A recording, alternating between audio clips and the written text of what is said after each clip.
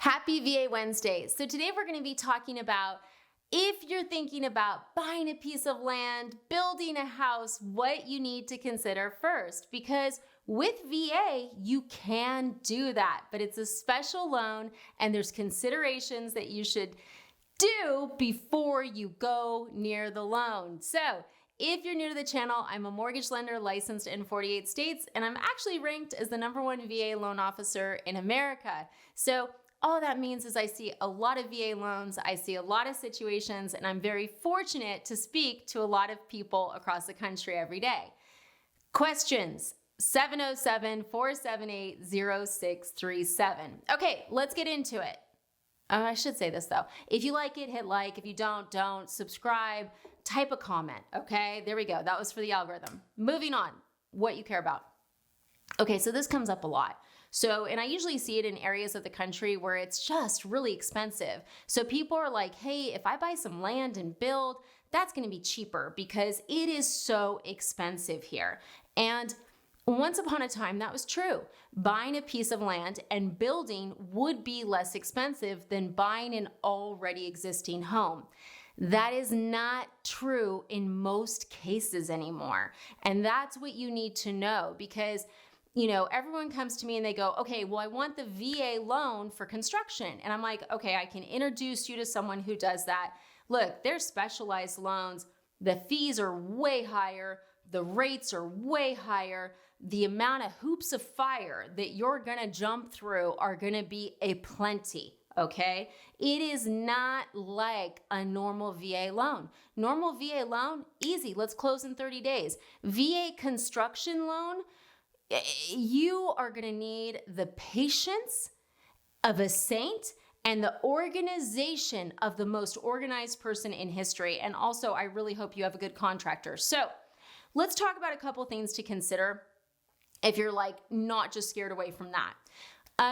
The biggest thing I see when people are looking at building is they have no concept of cost. They're like, I wanna buy a piece of land, I wanna build a house, but they really have zero concept of cost. So the first thing that you need to research, and look, you're on YouTube right now, so I know that you know how to research. You found me. So go down the rabbit holes, okay? First, you need to learn everything there is about buying land. That's number one. Number two, you need to know, okay, the land you're looking at, is it already connected to sewer? Does it have a septic? Are you gonna have to do that? Does it have electrical? Are you gonna have to bring in electrical? Do you have to do city sewer? Are you gonna do city water? Does it have a well? Are you gonna have to drill a well, okay? And you're like, well, Jen, guys, it's a lot of cost. That's why I'm bringing that up. A well is not $10,000. A well's like $40,000, $50,000 from what I've heard, right? A septic system, you have to get permits. It has to be a specific distance from the house. And if you have a well, it has to be a specific distance from that. There is a lot of planning that goes into this. And if you plan to connect to city water, well, guess what? You better make sure the city has water they'll give you. No joke. So right now I'm in California filming this, and I'll tell you, there's parts of California where if you're looking at building a house, you have to get water credits. And there's only so many water credits available, and they're not cheap. No joke. So you want to make sure that wherever you're looking at building, that okay, if I expect to connect to city sewer or city water, how much does that cost? Okay. And then here's a weird one. This is another California example. And it's funny because, I do loans everywhere, but California keeps on springing to mind. Just because you own a piece of land doesn't necessarily mean you have rights to any water on it. Yeah. So it's you've got to look at that too. If you're buying a piece of property and you're thinking you're going to put a well, do you have water rights? Because there's certain places where the city would have that water right over you. No joke. No joke. So before you even look at the loan, before you look at pictures of tile or you call a contractor, you need to fall down the rabbit hole of buying land and building on land. Okay. How do you set up these services? You need to talk to your county planning office. That's right. You need to go in there and become best friends with whoever is at the county planning office, because you're going to need this information. And sometimes people go, well, my real estate agent will do that. Maybe, maybe not, guys. Like, look, they're not going to set up all those permits and everything else. You may luck out and get a real estate agent that's done this themselves multiple times, but odds are you're going to get a real estate agent that's going to go land, right? Because it's not something everyone sees and does every day. So I would say you need to educate yourself 1,000%, because a lot of times people come to me, they've already bought the land. And guess what? The land's not even buildable. Or once they get the quote, they're like, oh my gosh, I thought I was going to save money, and this is twice as much as if I just bought the darn house already done.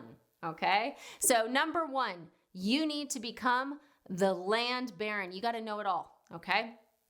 Number two, how much is it actually going to cost to build the house? So I don't know what it is, but like everyone assumes that it's cheap, and it's just not, right? If you're buying a home from the 80s, 90s, 2000s, keep in mind when they put faucets in those homes, they were way less than they were now. I always tell people, go to build.com, go on to do a vision board, take the time now. And it's important you do it now, because you need to know how much money we're talking about before you even talk to the lender, right? Because they can't properly qualify you if you don't have a ballpark. So I want you to write down every room, bathroom. How many are there? Okay. In those bathrooms, is it a shower or is it a tub? If it's a shower, are you doing tile? Are you doing marble? Are you doing a shower pan? What faucets are you getting? Are you going to have a handheld? Are you not going to have a handheld? Do you need a diverter? Can you have two? Guys, it's endless. That's what I'm trying to tell you. And if you love stuff like this, you're going to love it. It's going to be so much fun. If you're like me, you're going to be like, no, if I look at another faucet, I'll die. So figure out the faucets and how much they are. Start a list. Okay, bathroom number one. How much is the toilet? Is there a shower? Is there a bath? How much is the tile? How much is the vanity? Are you buying one that's already made, or are you having one done custom? People often go, oh, I'll have a custom vanity. No, it's not. No, it's not. I actually did this recently where I went to Restoration Hardware. And, I was in Restoration Hardware, beautiful store. Oh my gosh, you'd be like, wow, that's going to be so much more expensive than if they just do it right. No, it's not. It's not. That's what I'm telling you. It's not, so how much is that going to cost? Because if you talk to a builder or contractor and you say, yeah, we just want 2 sinks and some drawers, guys, it's like $8,000. I'm not kidding. I just got a quote for one. And I was like, is that do angels fly out of those drawers at me? Like, I'm going to throw some toothpaste and expired makeup in there. Okay. It's a lot. So I'm trying to tell you. Okay. Beyond that, sconces. Are you going to have lights next to the mirror? What type of mirror are you going to have? You want to lay out the details and the cost. Okay. You need to do this before you even go to that lender. Now, could there be some variances? Yeah, if you're like, well, Jen, I don't know about the lights. Okay, great. Go on to, whatever provider you're thinking of looking at and price out a couple different, but have a good ballpark, okay? Flooring, what type of flooring are you gonna do? Great, is there gonna be a subfloor? Is there gonna be soundproofing? Are you doing carpet? Are you doing wood? Are you doing engineered wood? Are you doing laminate? Why would you do each one? Do you have dogs? Do you have kids? Do you not? How are you gonna maintain? What's best for your family? Figure all that out now. Okay? Because no one's going to give you those answers. You're going to end up having to go down the rabbit hole. So figure it out now. And then the next question with that is, okay, well, wait a second. How will the flooring that you pick affect reselling the house later if you ever want to? Great question. Look it up. Kitchen. How much is a refrigerator? They're not cheap. How much is the stove? What stove do you want? What countertops are you going to do? Are you going to do marble? Marble's really expensive, guys. Like, oh my goodness. I got a quote for marble countertops.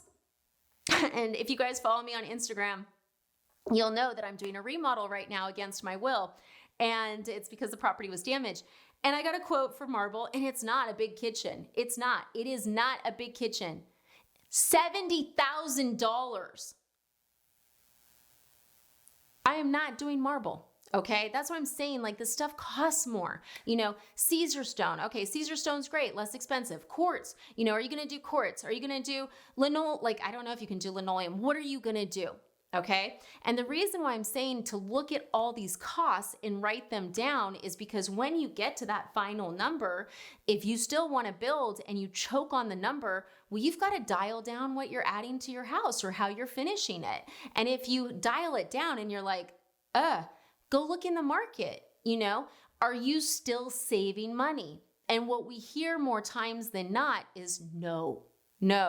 And that's what I have to stress to you. And that's what no one does. No one prices anything out. They don't. They go, okay, I want to get a loan. So they talk to the lender. The lender says, oh, we can do about this much. So then they go, okay, I'm going to go find land. You know, they go out to the real estate agent. They find a contractor. The contractor says, oh yeah, you know, we're going to give you don't worry about finding all these fixtures. We're going to give you a budget of like, you know, $50 a lot. Guys, nothing's $50 anymore. That's the thing. And like, I bring this up to you because I've gone through this process prior to this remodel with another remodel. I've done quite a few in my lifetime. And once upon a time, I went with, you know, the contractor saying, this is what you should expect. It was totally wrong. And I wasn't even doing fancy finishes, okay? So here's the thing. You got to figure out how the land works. You've got to figure out the cost of having services with it. And then you need to draw out your house, and you need to have a Pinterest board where you're picking everything out to the color of the paint, the brand of the paint, and calculating how much paint you're going to need. And if you're like, well, the contractor will do that. Yeah, they will, right? But at the same point, if you're doing a project like this, you need to know. And all of this stuff is available online. So if you just saw this video and you're like, wow, Jen, you seem really negative, but this sounds fun. Awesome. You should definitely look at building, but just make sure you know what the numbers are going to be before you reach out to that lender. Now, going into that lender blindly is just where you end up in trouble, where you end up in a position where you spend all this time trying to move forward, and ultimately what you think is going to be a 4-bedroom, 3-bath, 3-car garage. Oh my gosh, there's going to be a loft, there's going to be a study, and it's a 1-bedroom. Okay? So look, I hope this video was helpful. If it sounds like fun and you do all this homework up front, look, here's the thing about doing the homework. If you move forward, when you're working with a contractor, you're stronger. You know your numbers. It's just like the loan. You know your numbers. So it just makes you stronger and less likely to end up in a position where you're 40, 50% over budget, which happens a lot, okay?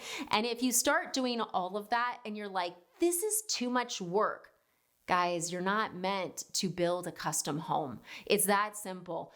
Building a custom home, you have to love life-sucking decisions. Like, how tall do you want the baseboards? Do you want them thin? Do you want them rounded? Here's a website with 967,000 baseboards. Which one do you want, right? It can be a lot. So look, questions, comments. Have you done this? Have you done this? Do you love this? Are you excited about this? Are you building your dream home? Drop it in the comments. Thanks for watching, guys.